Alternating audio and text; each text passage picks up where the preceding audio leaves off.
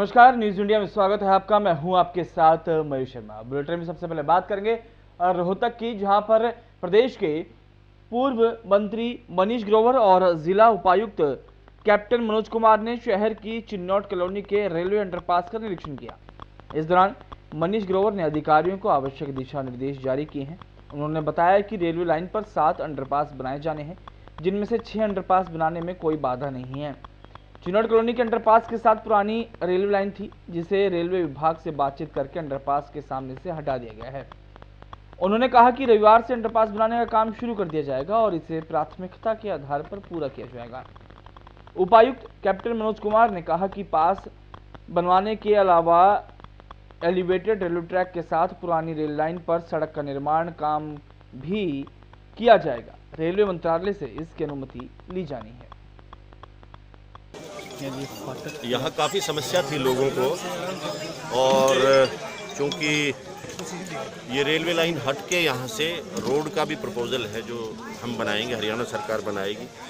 Railway ministry से एक बार approve होना बाकी है, बट क्योंकि लोगों को अभी समस्या थी आवागमन की, अंडरपास यहाँ पे है बट वो इस्तेमाल में नहीं था, तो इसलिए पहले ही थोड़ा सा उनसे रिक्वेस्ट करके रेलवे के अधिकारियों से और एक पोर्शन रेल का हमने कटवाया ताकि आवागमन का रास्ता खुल जाए। अदरवाइज़ गाड़ियाँ वाड़ियाँ यहाँ आके पार्क भी हो जाती हैं, ट्रेन मालगाड़ियाँ वगैरह, तो लोगों को बच्चों को बड़ी समस्याएं होती थी, दुर्घटना का भी खतरा रहता था। अभी यहाँ पे छोटी मोटी कुछ हैं इश्यूज, जैसे पानी की पाइपलाइन वगैरह है, कोई रैंप भी बनेगा, मिट्टी भी हटेगी, उसके लिए हमने निर्देश दिए हैं नगर निगम के अधिकारियों को। ये अंडरपास जो चिन्नौट कॉलोनी वाला है वो मेरे 7 अंडरपास है, 6 क्लियर है। एक रेलवे लाइन बीच में आ रही थी जिसकी वजह से थोड़ा सा दिक्कत आ रही थी। कल रेलवे विभाग से बात करके और इस रेलवे लाइन को कटाया है। तो ओवरऑल तो ये रेलवे लाइन सारी उठनी है, थोड़ा रेलवे से समय लग रहा है, मात्र 2 साल तो कोरोना की वजह से, इसलिए इस काम को प्रायोरिटी से हमने लिया, क्योंकि यहाँ के श्रीनगर कॉलोनी के लोगों को और इधर चिन्नौट के लोगों को बड़ी दिक्कत आ रही है। वहीं शनिवार को रोहतक में एक वैक्सीनेशन कैंप का आयोजन किया गया। एलपीएस बोसाड़ के तत्वाधान में शनिवार को निर्मल आनंद जैन बिल्डिंग में वैक्सीनेशन शिविर का आयोजन किया गया था। इस दौरान समाज सेवी राजीव जैन ने बताया कि वैक्सीनेशन को लेकर युवाओं में काफी उत्साह नजर आ रहा है। सुबह से ही वैक्सीनेशन कैंप में लोग बढ़ चढ़कर हिस्सा ले रहे हैं, जिसको देखते हुए कैंप का टाइम भी बढ़ा दिया गया है। कैंप के दौरान सूरज मिश्रा, अजय शर्मा, सनी निझावन समेत कई गणमान्य लोग मौजूद थे। आपको बता दें कि समाज सेवी राजेश जैन द्वारा वैक्सीनेशन कैंप समय समय पर पूरे शहर में लगाए जा रहे हैं।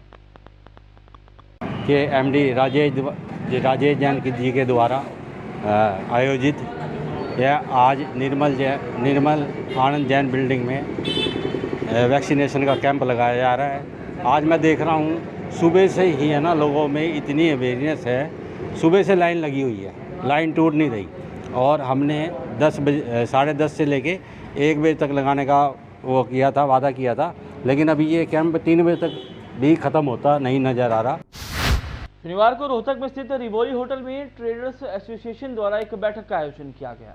रोहतक ट्रेडर्स एसोसिएशन ने जीएसटी की दरों में बढ़ोतरी पर रोक लगाए जाने की मांग की है। एसोसिएशन के अध्यक्ष हेमंत बख्शी का कहना है कि टैक्स का सरलीकरण होना चाहिए। वो शनिवार को रिवोली होटल में पत्रकारों से बातचीत कर रहे थे। उन्होंने कहा कि मौजूदा समय में व्यापार और उद्योग जगत की डूबती अर्थव्यवस्था की स्थिति किसी से छिपी नहीं है। इसके बावजूद बीजेपी सरकार तानाशाही वाला रवैया अपना रही है। सरकार ने हाल ही में एक नोटिफिकेशन जारी किया है, जिसके तहत 1 जनवरी से जीएसटी की दरों में बढ़ोतरी होने जा रही है। उन्होंने कहा कि इससे हर वस्तु के दाम बढ़ जाएंगे। हेमंत बख्शी ने इस मुद्दे पर आंदोलन की चेतावनी भी दी है। इसके अलावा उन्होंने कोरोना महामारी की तीसरी लहर के संभावित खतरे के मद्देनजर भी चर्चा की। देखें कि एक गवर्नमेंट की नोटिफिकेशन आई है, जिसके अंदर आने वाली 1 तारीख के बाद जो कपड़ा, जूता, सोना या किसी भी प्रकार की और क्रॉकरी होगी, गिफ्ट आइटम्स होगी, इनके ऊपर जीएसटी के रेट्स, जहां मान के चलिए आप एक छोटे लेवल से शुरू करते हैं, आप सोने चांदी पे जीएसटी लगती थी 3%, अब ये 3 से 5 होने के लिए जा रही है, मतलब 2 गुनी वृद्धि। चलिए रुक करते हैं रेवाड़ी जिले का, जहां पर पुलिस ने 2 छात्रों को कट्टे और जिंदा कारतूस के साथ गिरफ्तार किया है। बताया जा रहा है कि दोनों नशे में धुत होकर रेवाड़ी शहर की सड़कों पर घूम रहे थे। इससे पहले दोनों किसी वारदात को अंजाम देते पुलिस को सूचना मिल गई और पुलिस ने दोनों को दबोच लिया। सेक्टर 3 चौकी पुलिस ने आर्म्स एक्ट के तहत दोनों के खिलाफ केस दर्ज कर लिया है। मिली जानकारी के अनुसार जहानाबाद निवासी हर्षकुंड स्थित ITI का छात्र है, जबकि उसके गांव का ही नवीन रेवाड़ी स्थित ब्रॉस मार्केट में कोचिंग ले रहा है। पुलिस ने दोनों के खिलाफ आर्म्स एक्ट के तहत केस दर्ज। चलिए अब रुक करते हैं उत्तर प्रदेश के सिद्धार्थनगर का, जहां पर राज्यपाल आनंदीबेन पटेल ने दौरा किया है। राज्यपाल आनंदीबेन पटेल ने अपने 3 दिवसीय प्रवास के दूसरे दिन सिद्धार्थनगर जिले के महादेव कुर्मी प्राथमिक विद्यालय और आंगनबाड़ी केंद्र का निरीक्षण किया। साथ ही भारत नेपाल सीमा पर स्थित SSB की 43वीं बटालियन के अलीगढ़वा बॉर्डर पोस्ट पर भी गई। राज्यपाल ने शाम 4 बजे भगवान गौतम बुद्ध की क्रीड़ा स्थली कपिलवस्तु के गांवरिया स्थित बौद्ध स्तूप और उससे संबंधित स्थलों भी भ्रमण किया और पुरातत्व विभाग के अधिकारियों को आवश्यक दिशा निर्देश दिए। सिद्धार्थनगर से असदुल्ला सिद्दीकी की रिपोर्ट। में हुए एक्सिबिशन जो भी हुए हैं उसका कल्चर सीक्वेंसेस उनको बताया गया और जो स्ट्रक्चर्स यहाँ हैं, एक पीछे राज पैलेस के बारे में उनको बताया गया। जैसा कि एक्सकवेटर ने एक्सकवेट करते हुए बोला है कि ये एक्सकवेट मतलब राज पैलेस होगा। और दूसरा यहाँ जो स्ट्रक्चर था वो मोनेस्ट्री का था और मोनेस्ट्री में सारे ड्रेनेज सिस्टम और रिसोर्सेज, वहाँ जो मोंक रहते थे उनको पीने के लिए पानी के रिसोर्स कैसे उपलब्ध होता था, वो सारा यहाँ मैम को बताया गया। सिद्धार्थनगर जिले में रेलवे फाटक बंद होने की वजह से कुछ ग्रामीणों को काफी समस्याओं का सामना करना पड़ रहा है, जिसको लेकर वो शनिवार को विरोध प्रदर्शन कर रहे थे और उन्होंने DM को इसके लिए ज्ञापन भी सौंपा है। ग्रामीणों का कहना है कि सरकार और रेलवे विभाग जहां एक तरफ अपने खर्चे कम करने के लिए और रेलवे कर्मचारी को कम कर रही है, इसके लिए वह अधिकतर जगहों पर रेलवे फाटकों को भी बंद कर रही है, लेकिन वो सिर्फ अपनी बचत पॉलिसी पर ही काम कर रही है। वहीं रेलवे फाटकों के बंद होने से हजारों लोगों को दिक्कतों का सामना करना पड़ रहा है, जिसकी तरफ रेलवे विभाग का कोई ध्यान नहीं है।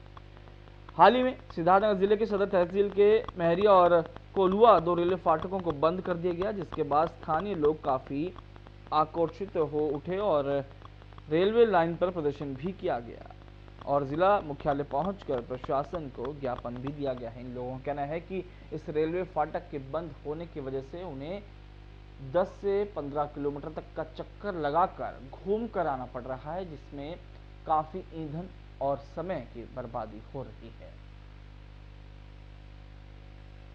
सिद्धार्थनगर से असदुल्ला सिद्दीकी की रिपोर्ट। सर गेट बंद हो जाएगा तो आने जाने की हर एक चीज की प्रॉब्लम हो जाएगी। कितने गांव प्रभावित होंगे? अब इधर तो 5-6 गांव, उधर जाने की पूरे 10 गांव। तो ऐसे में समस्या क्या बढ़ेगी आपके सामने? समस्या कहीं आने जाने को तो सिंगरेची मंदिर उधर जाना पड़ेगा, दूर पड़ जा रही है। पास में अपना गैस एजेंसी एरा वगैरह जो भी कुछ है। कितने की दूरी बढ़ जाएगी? 6-7 किलोमीटर की।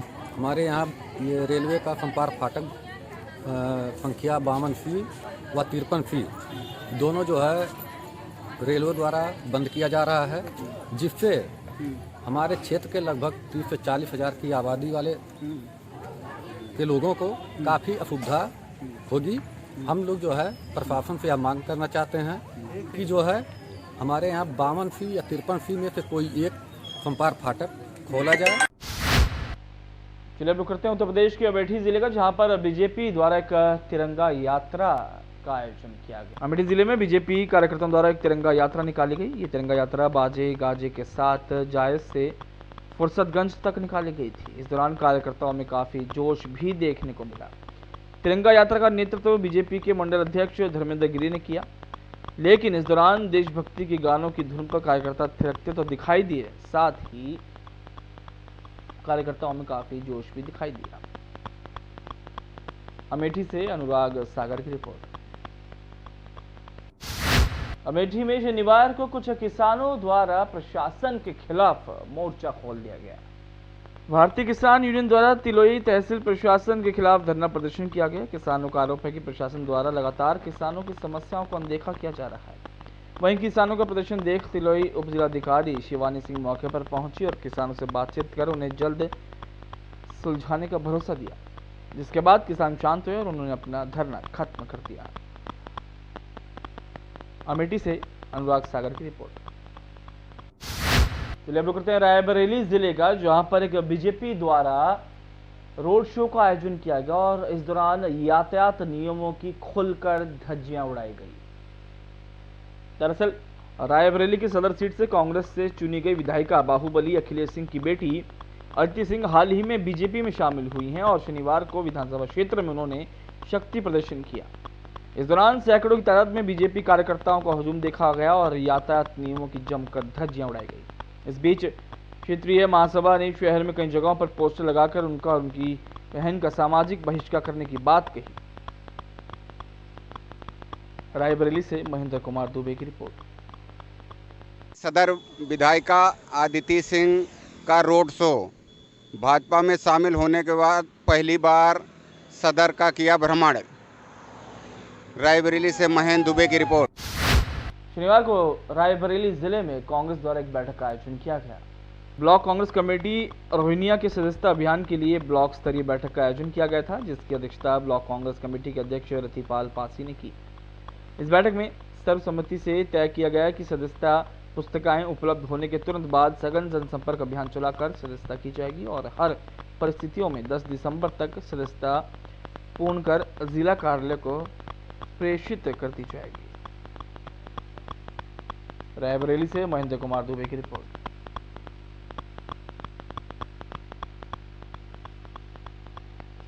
कांग्रेस पार्टी द्वारा जो सदस्यता अभियान चलाया जा रहा है, उसका आज हमारी न्याय पंचायत और ब्लॉक कमेटी की बैठक की गई, जिसमें हम लोगों को जो मानी हमारी प्रियंका गांधी नेता के द्वारा सदस्यता अभियान का काम दिया गया है, उसको हम लोग एकदम समय से एक हफ्ते में पूर्ण कर माननीय प्रियंका गांधी जी के हाथों को और कांग्रेस पार्टी को मजबूत बनाने का काम करेंगे। चलिए अब रुक करते हैं उत्तर प्रदेश के कानपुर जिले का, जहां पर एक सनसनीखेज हत्याकांड ने पूरे शहर को दहला दिया है। रामा मेडिकल कॉलेज में फॉरेंसिक मेडिसिन विभाग के प्रमुख ने कल्याणपुर क्षेत्र के डिविनिटी अपार्टमेंट स्थित फ्लैट में अपनी पत्नी और 2 बच्चों को बेरहमी से मार डाला है। बीवी की हत्या हथौड़े से की गई और बच्चों को गला दबाकर मार डाला। तीनों की हत्या करके डॉक्टर फरार हो गया। बताया जा रहा है कि डॉक्टर कई महीनों से डिप्रेशन में था। हत्या के करीब 3 घंटे बाद वो मंधना क्षेत्र में देखा गया। फिर देर रात तक उसकी तलाश की गई। फॉरेंसिक टीम ने मौके से हथौड़ा, बेडशीट, सफेद पाउडर और चाय के सैंपल कब्जे में लिए हैं। डॉक्टर के भाई की तहरीर पर हत्या का मुकदमा दर्ज कर लिया गया है। आरोपी डॉक्टर का नाम सुशील सिंह है, जिसने अपनी 48 वर्षीय पत्नी, 18 वर्षीय बेटा और 16 वर्षीय बेटी की हत्या कर दी और फरार हो गया। चलिए अब लोग करते हैं बिहार की राजधानी पटना का, जहां से एक अजीबोगरीब मामला सामने आया है। जहां एक महिला ने पैसे और बॉयफ्रेंड के लिए पति को छोटी बहन को सौंप दिया और दोनों की कोर्ट में शादी करवा दी। फिर वो अपने बॉयफ्रेंड के पास चली गई। कुछ दिनों तक सब कुछ ठीक रहा, लेकिन बाद में बॉयफ्रेंड ने धोखा दे दिया। पैसे तो थे, लेकिन उसे पुराने दिन याद आने लगे। खुद को अकेला महसूस करने लगी और वापस लौटकर छोटी बहन से मिली। पति के साथ वापस पहले की तरह रहने की बात कही, लेकिन अब छोटी बहन, जिसे पति मान चुकी है, उसके बारे में कुछ सुनना तक पसंद नहीं कर रही। बड़ी बहन के प्रस्ताव को ठुकरा दिया गया। विवाद इतना बढ़ गया कि मामला महिला थाने तक पहुंच गया। महिला थाना अध्यक्ष उस समय थाने में नहीं थी और दोनों बहनों और उनके पति को थाने पर बुलाया गया।